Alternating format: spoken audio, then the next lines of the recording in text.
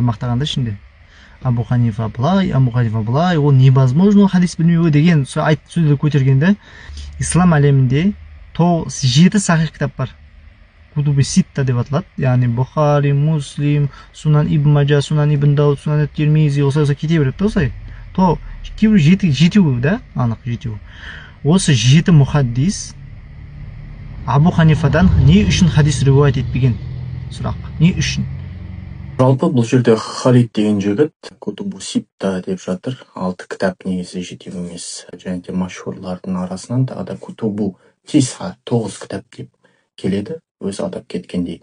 Муслим, Бухари, Ибн Мажа, Насаи, Тирмизи, Абу Дауд хадистерін келтіріп жатыр. Сонымен қоса тисхаға кіретін хадистердің саны тағы да 3 қосылады. Олар имам Маликтің Муаттасы, сонымен қоса имам Дарими мен Дарақутни кітаптары. Осы машһур.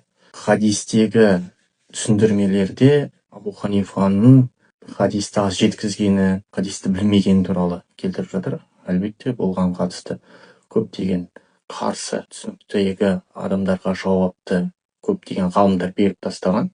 Бұл жерде хадис саласы бойынша алып қарайтын болсақ, Абу Ханифаның талаптары өте жоғары болған. Қандай? Мысалы, Бухаридің талаптарын алып қарайтын болсақ, 5 болса, Абу Ханифанікі 7-ге дейін барған. Ол тағы талаптарды қояды.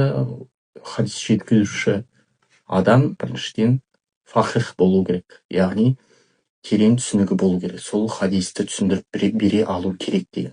Сонымен қоса, насқа қарама-қарсы келмеу керек. Құран мен хадиске қарама-қайшылық болмау керек деген талаптарды қояды. Және де мұхаддистердің жалпы хадисті қабылдаудағы риуаят етуші, жеткізуші адамдарға талап қояды. Абу Ханифа тек қана риуаят етушілерге ғана талап қоймаған, сонымен қоса жеткізіліп жатқан хадистің мәтініне де талап қойған. Яғни мамулун бих деген талап қойған. Мамулун бих дегеніміз, егер де бір сахаба хадисті жеткізген болса, сол сахаба қайталау керек. Өзінің хадисіне қарама-қайшы амал етпеу керек.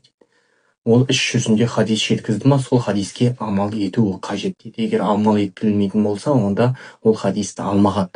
Сонымен қоса, тағы да хадисті қабылдаудағы мәтінге талап қойылатын мәселелердің бірі ол фақих болу керек.